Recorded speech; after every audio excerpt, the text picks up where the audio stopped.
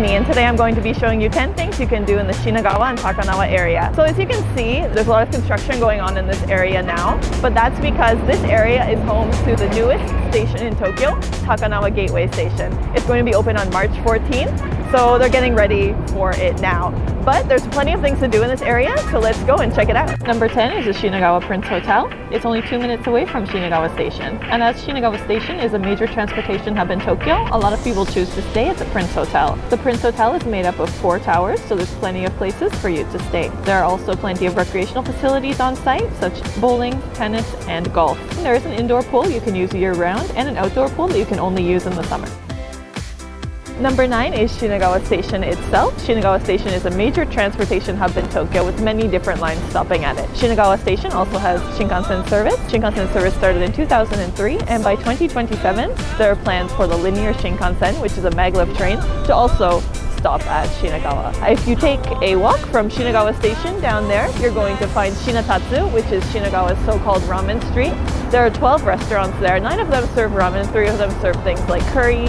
But for ramen, you can find many different kinds, such as miso, tonkotsu, and tsukemen as well. However, Shinatatsu is only open until March 31st. If you want to go and get some ramen in Shinagawa, then just head down there before March 31st. However, it's not the end for Shinatatsu just yet. 3 of the ramen shops that were in Shinatatsu Shinagawa will be moving to their new Haneda location called Shinatatsu Haneda. So you still have a chance to try a small selection of these ramen for yourself.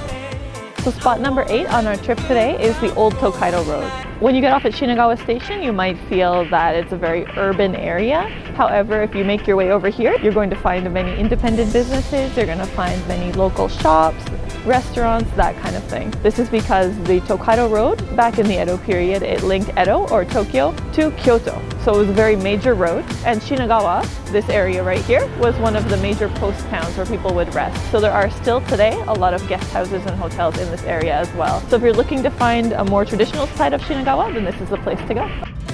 Number 7 is the Hara Museum of Contemporary Art. This museum opened in 1979, and it holds around 3 or 4 exhibitions every year. It also holds live performances and educational programs as well to give back to the community. There's also a cafe on site, so it's a great place to stop and take a break and check out some art. If you are a fan of contemporary art, be sure to come soon because this museum is set to close at the end of December. Number 6 is Sengakuji Temple. You can see it right behind me here. It's actually home to the graves of the 47 Ronin. You may have heard of the 47 Ronin from the Keanu Reeves movie of the same name. So there was an incident in 1702 where the 47 Ronin avenged their lord, and then they had to commit seppuku because of what they did. This incident became the basis for the Chushingura, which is a piece of fiction that is the basis for a lot of Japanese movies and TV shows. So if you're into jidaigeki shows, then this is definitely the place to go.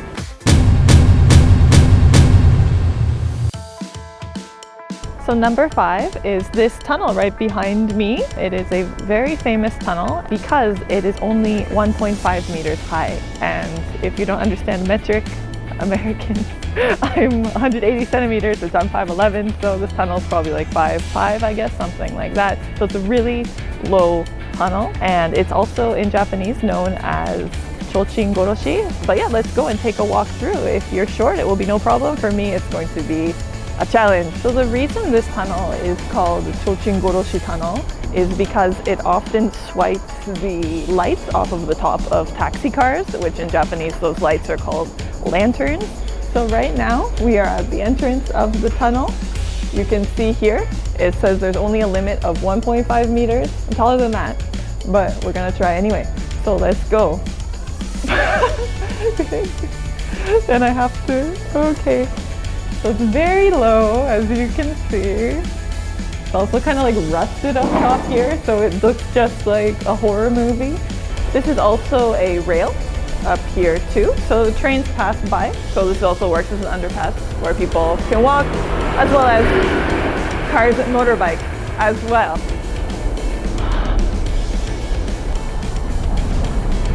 Here we go. Oh my god. So you can see like the guys on the motorbikes, they're like just the right height to get through. So look at this, look at this.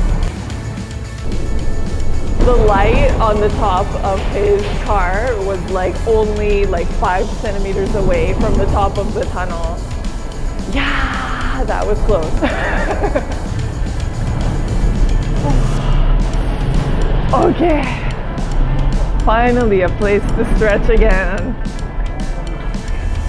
If you want to see kind of something cave-like in the Shinagawa area, this is the place to go. If you're under 150 centimeters tall, you'll have no problems. If you're tall like me, might be a bit of a struggle, but it's definitely something to check out because there's a rumor that this underpass is going to be closed soon because of the redevelopment in the area. So this is one of the last remaining really short tunnels in Japan.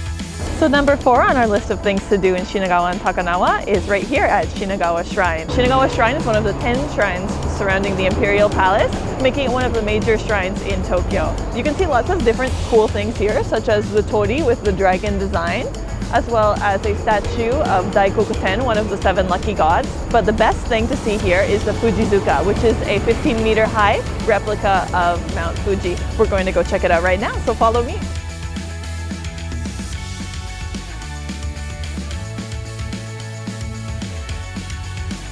And right now we see another small torii gate right here. It's kind of similar to our overpass or our underpass that we saw. There's some really cool small statues here. Looks like kind of demons or ogres. Now let's make our way up the Fujizuka. So we are at the 8th station of 10 stations of this Fujizuka. Mount Fuji itself also has stations where people can relax and kind of, mark their progress based on what station they're at. So it's really cool. We can really get the kind of mini Fuji experience here. Station number 9 right here. And we're almost at our goal.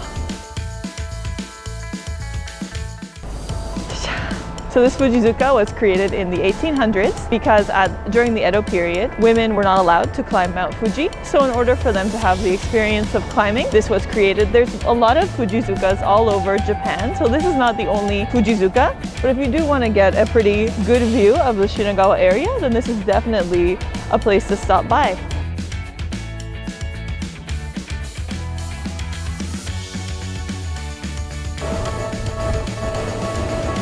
So spot number 3 is Yatsuyama Bridge that you can see right behind me. It's a great spot to see trains. This bridge was also featured in the movie Shin Godzilla that was directed by Evangelion director Hideaki Anno. So if you're a movie fan or a train fan, then definitely you cannot miss Yatsuyama Bridge. Number 2. Maxell Aqua Park Shinagawa and Shinagawa Aquarium. So there are 2 aquariums in the Shinagawa area. The first one is the Maxell Aqua Park Shinagawa, which is only 2 minutes away from the Takanawa exit of Shinagawa Station and features projection mapping lighting, and it's open until 10 at night, so you can see it looking really gorgeous. This aquarium focuses on merging nature with technology, so it's definitely something worth checking out. However, there is a second aquarium as well, the Shinagawa Aquarium, which is located near Omori Kaigan Station on the KQ line, and it is in the Shinagawa Ward Residence Park. So the final stop on our Shinagawa tour today is actually right behind me.